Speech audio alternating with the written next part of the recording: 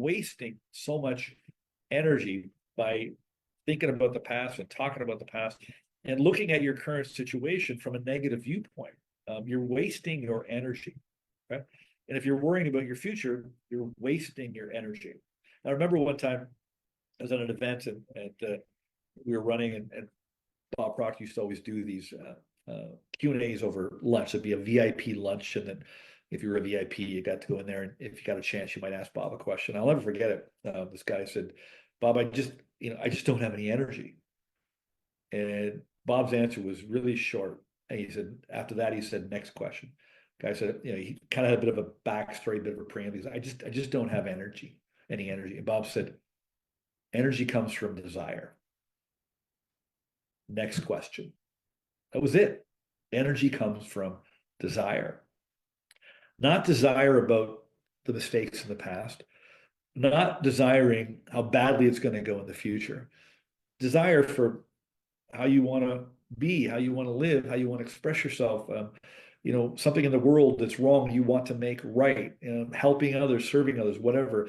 It's having a burning desire for something that's meaningful to you, purposeful to you, but it also has to be purposeful for others. Okay, you can't just take, right? If you want to, I'm going out in the world trying to help people, give you what I now know that I didn't know before, that caused me a lot of pain, and I met a lot of people that were in pain. I'm trying to pass that along to you.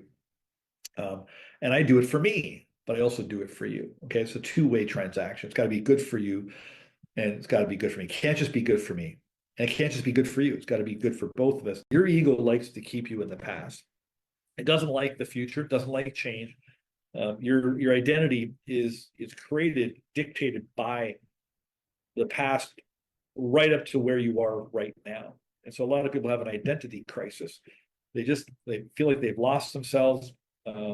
They just don't know really where they're going or what their purpose is. They really, really feel lost. And if you feel lost and confused, and you don't really know, who you are and why you're here, if those questions are running through your mind, they're very easy to find.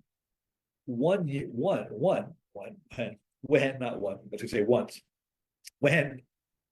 get rid of this mistaken identity. And what goes along with this mistaken identity is a whole host of rules, values, beliefs, ideas, agreements, all these things, plus your perception and your feelings towards what you experienced, how you were treated, the way your parents brought you up, the way your siblings treated you.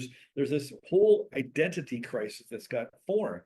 And so you don't see very clearly. And so it's kind of like,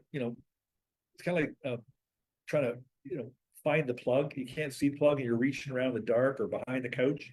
And you try to plug in, and by mistake, you stick your finger in the socket, or your finger is holding the element, and you get a shock.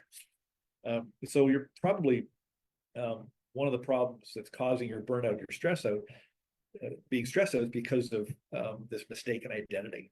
And so one thing I realized when I understood energy and I understand how to use it properly, direct it properly, and not waste my energy. Like literally, I talk to hundreds of people every week, every year, and I hear some pretty sad stories, and it does not take away my energy. I generally, I stay up fairly late. I get up fairly early. I very rarely need naps, although I used to use naps, and I'll tell you about that in a minute.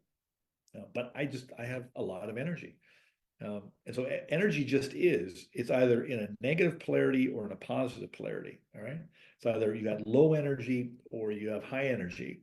And there's no real difference in the high or low energy other than the feeling you have. Okay. But the energy just is. Okay. It's no different here than it is here. It just feels that way. Okay. It's the same energy. Right. It's just basically how you're converting the energy into what state.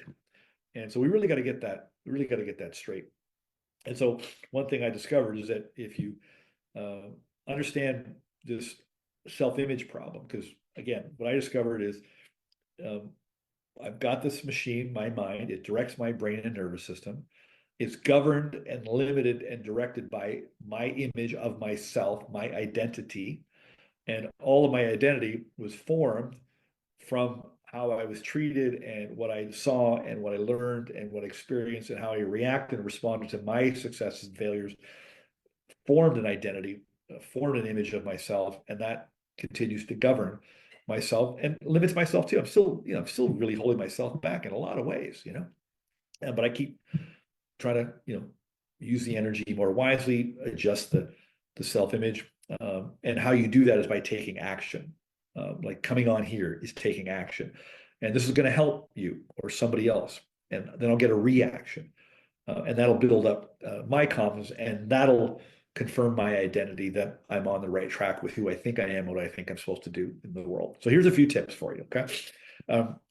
If you haven't read my book, you got to get this book because you got to clear up your mistaken identity, and you do need to understand how to think properly because the way you operate, what you learned to do, what you learn to believe that you think is true, okay, all those things you need to unlearn.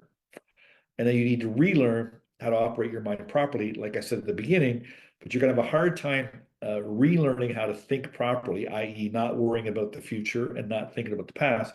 It's very difficult to do that while you still hold on to this mistaken identity because your identity is dictated from the past. And so we have to let go of the past and let go of how we see ourselves and our past.